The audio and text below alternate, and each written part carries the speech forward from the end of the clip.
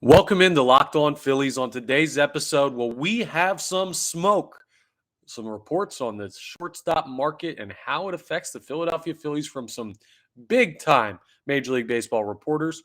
But when there's smoke, is there actually fire? We'll discuss on today's Locked On Phillies. You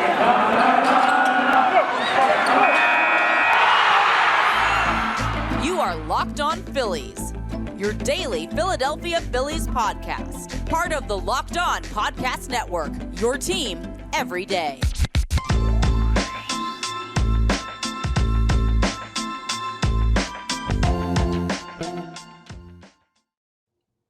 Yes, this is Locked On Phillies. I am your host, Connor Thomas. Been talking Phillies baseball for years on 97.5 The Fanatic, on the radio, NBC Sports Philadelphia, on the TV. Former collegiate and semi-pro baseball pitcher, and, a credentialed Philadelphia media member as well. So, spent a lot of time covering the run this year. Hopefully you enjoyed that coverage, and now we're into our off-season coverage. I want to thank you for still making Locked On Phillies, that is, your first listen every day. We're free and available wherever you get your podcasts. As I said in the open, today, we've got our first whiff of smoke surrounding the Trea Turner situation, the shortstop market in general, and Trea Turner and the Philadelphia Phillies are like that old sitcom trope where there's two characters, guy and a girl, that are into each other, but there's some obstacle between them, and it's just a matter of time. Like, the trope. You know how it's going to end up. They're going to end up together. That's Trea Turner and the Philadelphia Phillies. Let me tell you why. So the two reports that came out today that I saw, I'm going to pull up my Twitter here real quick so I can tell you specifically where to find them. I've retweeted both of them from the Locked On Phillies Twitter account already earlier today. But the Locked On Phillies account shows you first a tweet from John Morosi, which has him talking on MLB Network. This is from about an hour ago as I record this at 11 a.m. So probably about 10 a.m. this morning. And the actual body of the tweet says, the Phillies have emerged as favorites to sign Trea Turner. My latest report here at MLB Network. Now, it's like a 3-minute clip that he included with that. And basically what he's saying is the Phillies are planning on being aggressive on Trea Turner. There's mutual interest there because of Trea Turner's history with Bryce Harper and his inclination to want to play for a contender.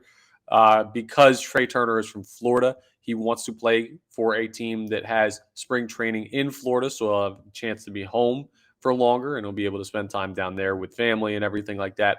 The Philadelphia Phillies, of course, take their spring training in Clearwater, Florida, rather, if I pronounce that correctly. Got to always give the Philly accent on that, though. So a lot of connections there. Something interesting John Morosi also said in that video, though, was he expects Trea Turner to be around in the $30 million a year range.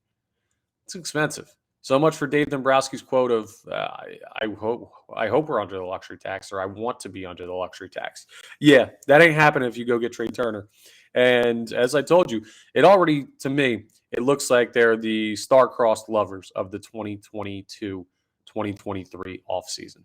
I don't know when we'll hear more news on it, but this is our first little bit of smoke when it comes to the Philadelphia Phillies and Trea Turner and how the elite shortstop wants to be here. The Phillies want him to be here. The money, while expensive, is doable, and it's something that the Philadelphia Phillies Dave Dombrowski needs to get this done.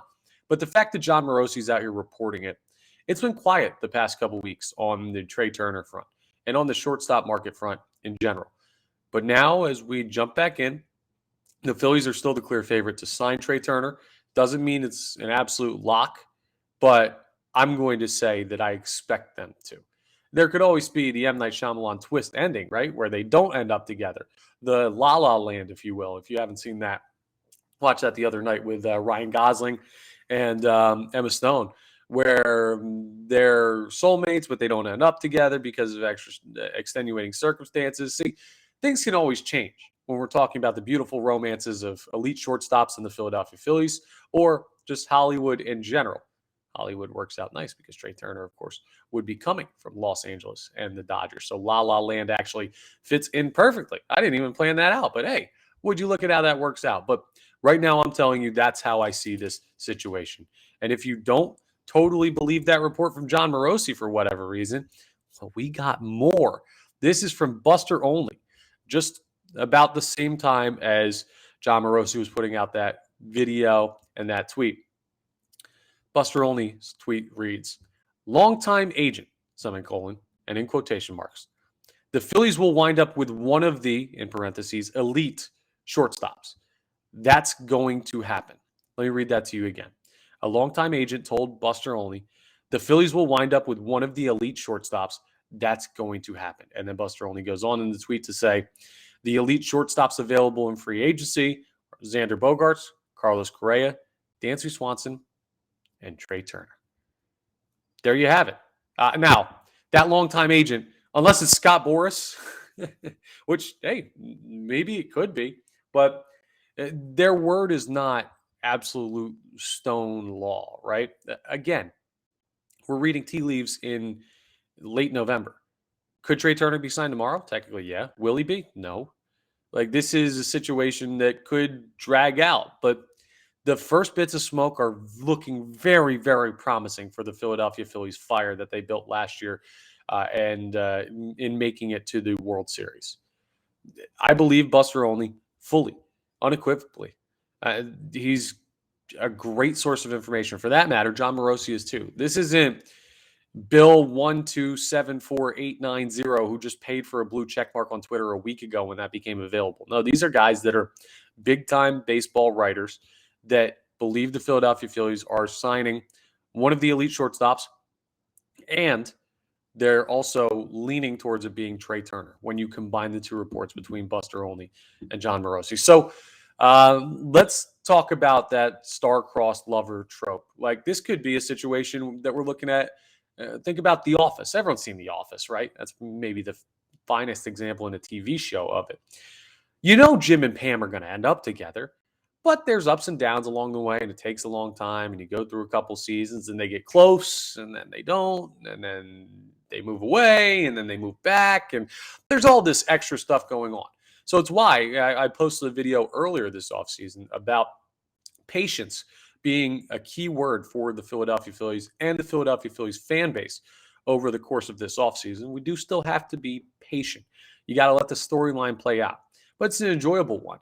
And when you look at it, you can comfortably say, or at least I can comfortably say, that Trea Turner and the Philadelphia Phillies are aligned in their goal of him wanting to be in red pinstripes. Now, I'll take this a little bit less far because I know I said coming in, Trea Turner, the Phillies, star-crossed lovers, going to happen. I do believe that. But here's the consolation prize, right? Even if you don't believe me, that Buster Olney report from a longtime agent says that, like, let's say Trea Turner doesn't work out for whatever reason. You're still, if we're looking at the Office analogy, you're ending up with Karen Filippelli. Rashida Jones, not a bad consolation prize there for you, Jim Halpert. So the Philadelphia Phillies, it looks like, are going to get one of those top guys. Who is it? Who knows? It leans Trea Turner, in my opinion. But if you end up with any of those four guys, and we already said it, the other three being Swanson, Correa, and Bogaerts, you've added a piece that can help you win the World Series. You've become a team that's even more competitive in the NL East, and you've accomplished the number one goal of your offseason, which was to take advantage of one of the most talented crops of shortstop free agents that we've seen in a while. So great news for Philadelphia Phillies fans that broke earlier this morning. We'll keep you updated. And my one other thought on this before we move on to the next segment, there's not a coincidence that these two guys put out this information on the same day within like a couple minutes of each other. Something's going on there. There's some type of wheels turning now. There may have been a conversation had. We don't have any full reports that the Philadelphia Phillies have had any type of meeting or anything with Trea Turner. But the fact that these reports are dropping now means something significant happened. Some type of conversation happened. Some bit of news happened. Maybe it's Trea Turner's agent trying to say, hey, the scene was a little bit quiet. Let's drum up a little bit more interest in my client by putting that quote out there. So you always have to be a little cynical with it. But I'm choosing to believe in love. I'm choosing to believe in the Phillies and Trea Turner being linked to each other and headed towards a long-term deal at a free agent signing. And some reports this morning, well, they show me that hopefully my belief in how this offseason plays out for both parties involved, Trea Turner and the Philadelphia Phillies, well, it's what we set out for, him in red pinstripes. That would be awesome. And we get closer every day, it seems.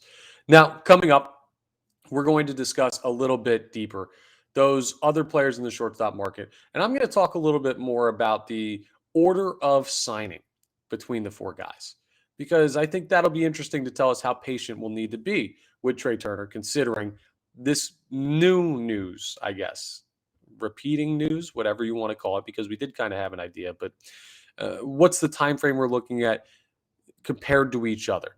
That's the discussion coming up next in the middle segment of today's Locked On Phillies. First, though, I got to tell you about my friends over at SimpliSafe. They're absolutely awesome. You know what the holidays means, right? You're traveling a bunch. You're not at home. You get a bunch of packages delivered to the house. Maybe you're not there. They're going to sit there during the workday. They're going to be there when you're away. Your home is going to be unoccupied and unattended to when you're away. Some of those thoughts can be scary, especially around the holidays when criminals know that stuff too. People trying to take your stuff are aware of this as one of the better times of the year to try and break in somewhere, or steal your packages, or do all of that other nefarious stuff. SimpliSafe protects you from all of that. They're incredible. That's why you got to go ahead and reach out to them ASAP. They've got sensors, cameras. They got the doorbell that you can see out and have the motion sensors and everything like that. Not only are those great for like the funny videos that you see on Twitter and Facebook and Instagram, but they're even better for protecting your house. And SimpliSafe is 24/7 monitoring. They know what's a break-in and what's not. They know if the Christmas tree fell over and knocked something, or if somebody broke into the house and knocked the Christmas tree over. It's a whole extensive and very advanced technology that they use at SimpliSafe to keep your home, your possessions, and everybody safe around the holidays. So what are you waiting for? You waiting for a deal? You waiting for what? Like half off? What do you think this is? Cyber Monday? Oh, wait. No, they are giving you half off. 50% off. It's their biggest sale of the year over at SimpliSafe. Listen, all you got to do is go to simplisafe.com/lockedonmlb. You'll be able to get 50% off new security system through SimpliSafe. It's their biggest deal of the year. Protects your house around the holidays. I have it back home in Jersey, protecting my mom and my dog, and all of our Christmas presents, where we're going to have our Christmas holiday and where we just had Thanksgiving. I trust them with my life, my mom's life, my dog's life, my family's possessions, all of that good stuff. So check out simplisafe.com/lockedonmlb. 50% off, the best security system money can buy.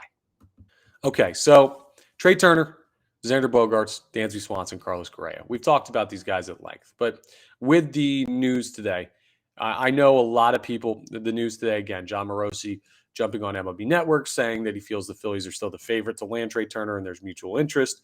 About $30 million a year is what Morosi mentioned in his interview about Turner's potential price point. And then Buster Olney tweeting out they talked to a longtime agent who said the Phillies will get one of the elite shortstops, the big four guys, Bogaerts, Correa, Swanson, or Turner. So based on that, a lot of people are going to see those and be like, oh, wow, something's happening. The news is coming out. There's smoke. The fire's starting right now. And sometimes the fire takes a little bit. You got to get the flint. You got to get a couple sparks in there. You got to rub two sticks together. It takes a while. The lighter, maybe the Zippo lighter isn't working. You need to go buy a new one from the gas station. Fire doesn't always just combust. Sometimes it's a slow burn. That's why that expression exists, right? And this very well could be a slow burn. But what order are we looking for these guys to get signed in, and why? That'll tell you how patient the Philadelphia Phillies need to be. And my answer might shock you. I think Trea Turner is going to be the first one of these guys signed, because I think the Philadelphia Phillies are willing to pay a premium to get him in here. I think they're willing to look at the $30 million a year option that John Morosi put out as just a potential spot for Trea Turner to look at, and even go higher than that. They're already in the luxury tax. Well, they're not currently because of all the guys cut, but they were in the luxury tax last year. That tells you that John Middleton's comfortable with that. And his reward for going into the luxury tax for the first time ever, a World Series appearance and winning the National League pennant. That's pretty darn awesome. First time since 2009 they've done that. When you do something for the first time in 11 years, and it's not just make the playoffs, it's go to the damn World Series, that's pretty awesome. and you want to repeat that, and you're willing to put your money up for that. So the Phillies are willing to pay. There's mutual interest there, and that's what makes me most convinced that Trea Turner is going to be the first guy off the board. We've heard some responses or reports, I guess I should say, about Dansby Swanson and him potentially dealing with the Braves on a new contract or going somewhere else. So there's conversations there, but there's no, this is his front runner, this is mutual interest, work it out. Xander Bogaerts the same way. He's more kind of a dark horse. There's going to be teams out there very much interested in Xander Bogaerts, but haven't really heard the reports of, I don't know, Bogaerts to Colorado, Bogaerts to Minnesota. Who knows what's works out there? So same thing we were talking about with Swanson. There's not exactly that perfect fit. Carlos Correa was just with Minnesota. Does he, I don't know, look at a situation out in LA with the Dodgers and say, I can go compete out there and get back to what I was like in Houston, where we were competing for a World Series? I mean, I don't know. The Dodgers are definitely interested in the shortstop market because Trea Turner seems to be 100% moving on. So I'd imagine they're going to be a big player for one of these teams, but there hasn't been the report that says Dansby Swanson or Carlos Correa or Xander Bogaerts to the Dodgers or anything like that. And yeah, Bogart's weird. Correa's kind of interesting because he came from Minnesota, a team that now needs a shortstop. And he had that weird exit where he was like, well, if they want to pay for me, they can pay for me. And it seems like he doesn't want to be there, but there's no direct landing spot. The reason I think Turner is going to go first is because he's the furthest along in talks with any of these teams or any of these guys as I see it. I imagine he's had conversations with Bryce Harper and Kyle Schwarber, who he's crossed paths with over the course of his career. And I'd imagine those talks were largely positive considering how good the season was and what those two guys are as both people and players. And, we'll even throw in a third one, recruiters, because I'm sure Bryce Harper had something to do with the fact that Kyle Schwarber and Nick Castellanos are here. Like, it just makes the most sense. I don't look at any of those other guys and say, hey, he's probably going here, he's probably going here, and he's probably going here. I say they're probably leaving their current teams with the exception of Swanson, who's the only one I could really see get paid by their old team. Don't think the Red Sox are paying Bogaerts. Definitely don't think the Twins are paying Correa. But, yeah, Turner's the only one that looks like there's a destination for him ready right now. And that's why I got to lean that he's first. So maybe we don't have to be as patient as I initially told you we'd have to be. I still think patience is the most prudent approach so you don't drive yourself crazy waiting for when's Trea Turner going to sign? When's Trea Turner going to sign? Because that almost drove me insane with Bryce Harper and Manny Machado. I don't want to go through that again. But it seems like it's progressing quickly between the two sides. How quickly that is still relative. But relative to the other big shortstops, I think there really is a real possibility that Turner is the first one of these four off the market because the Phillies just pay him what he wants. Don't nickel and dime him. Just, hey, okay, we get it. You're, for our money, the best shortstop out there. And our money is a lot of money, $30 million a year plus of it, to be exact. So let's do this deal. Sign on the dotted line. Who cares about your value? We'll give you good value, and we'll get you a contract where you can compete for the World Series for a long time. Sound like a plan? And Trea's going to sign. So now, of course, all of this is just built off of two reports that came out this morning that were not speculative and not even new information, though. This is stuff that we knew. Besides the agent saying that the Phillies are going to get one of the elite shortstops, we knew that there was mutual interest between Trea Turner and the Philadelphia Phillies. This is just confirming it at this given time. So as of November 30th, the morning of November 30th at like 10 a.m. Eastern time, we know that there's still interest there. The Phils are still the front runner, and they're going after these top guys. So that's just a little bit of an update. So to build a whole offseason off of just that little update is crazy. But that's what we have to go on right now. And what that leads me to believe in a vacuum is that the Philadelphia Phillies are absolutely in on Trea Turner. He's in on them. And now it's a waiting game. I hope I'm right. I hope, going back to what I said in the first segment, that this is a destiny type of thing for Trea Turner to be a Philadelphia Philly, but still a long way to go. That's just a fun little update on our first bit of news over the offseason that doesn't involve like players that shouldn't be here getting released and not getting tender contracts and stuff like that. So there you have it, your Philadelphia Phillies shortstop market update for the day. Coming up next, it's Wednesday, which means stepping off. And stepping off, what that is, you step off the rubber, you take a deep breath, and you recollect yourself so you can get ready to round out the week well or step back on the rubber and deliver the next pitch. Well, today we're going to go Christmas style. And it's not as much a segment today, but the introduction of a segment that will be coming your way over the next month. I think it's actually a pretty neat idea, but I'm biased. I came up with it myself. So you can judge for yourself when we come back on Locked On Phillies. First, though, I got to tell you about my friends over at BetOnline, right? Because betonline.net is your number one source for sports betting info, stats, news, and analysis. Right now, I'd be placing a hefty bet that Trea Turner is the starting shortstop for the Philadelphia Phillies in 2023. But hey, maybe you disagree. Maybe you can get some odds that says he goes somewhere else. Go ahead and check it out. Get the latest odds and trends for every professional and amateur league out there, from football to basketball to soccer to esports, all that good stuff. They've got it all at betonline.net.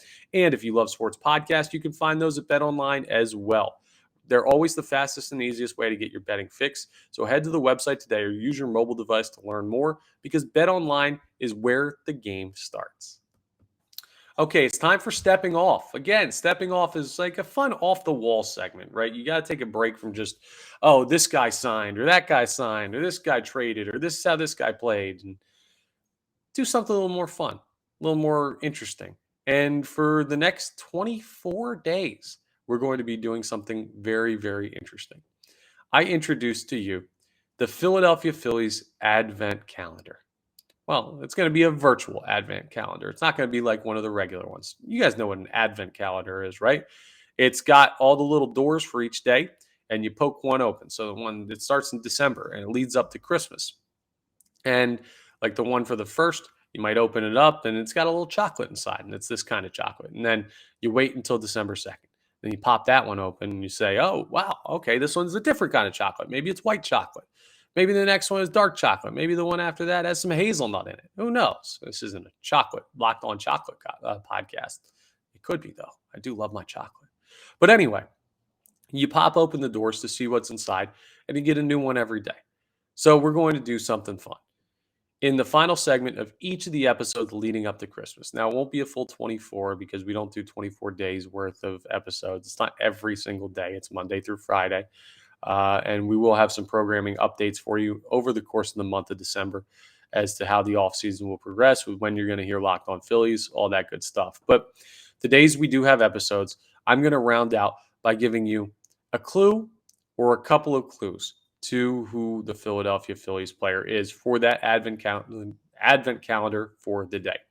And then the next day at noon, I'm going to tweet out from the Locked On Phillies account who the Philadelphia Philly was. So I want to see your guesses on Twitter. I want to see your guesses in the YouTube chat, in the YouTube comment section, all of that good stuff. Make sure you're rating, reviewing, subscribing on YouTube so you're following along to all of this.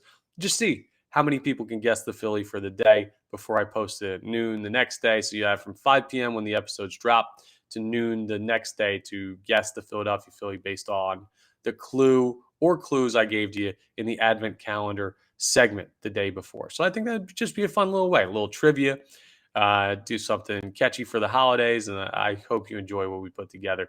And I also want to see how smart you are at guessing former or current Philadelphia Phillies. So the Advent calendar comes your way starting tomorrow, as today's November 30th. So we'll have our first one tomorrow, Thursday, December 1st, and just get you closer to Christmas with each single one of those. That's all my time for today's Locked On Phillies. Thank you, as always, for making Locked On Phillies your first listen every day. We're free and available wherever you get your podcasts, YouTube, Odyssey app, all that good stuff. Make sure you're rating, reviewing, subscribing, putting your reviews out on podcasts. Please subscribe on YouTube. I really appreciate that. Continues to bring us closer to, we're over 500, so the next goal is 1,000. So let's try and get there before the regular season starts. Hey, that's a hefty goal, but I believe you guys are up to it. And I really appreciate everyone who does do that. Doesn't cost you anything. Takes 1 second. Click the button in the top corner, subscribe, easy. can do that, no problem. Doesn't cost you anything. But make your second listen Locked On Sports Today. Big news from around the sports world. Maybe the Trea Turner stuff today isn't counting as huge breaking news, but the Eagles, top of the power rankings for the NFL, interesting, or near the top, rather. A lot of stuff going on with the NBA, and the Sixers on a bit of a run right now. The Flyers just got done losing 10 straight by breaking that streak last night. And it's not just Philly, it's the biggest news around the world today. So check out Locked On Sports Today wherever you get your podcast, Odyssey app, YouTube, all of that. Thanks for checking in on another Locked On Phillies, and I will talk to you all first Advent calendar day tomorrow.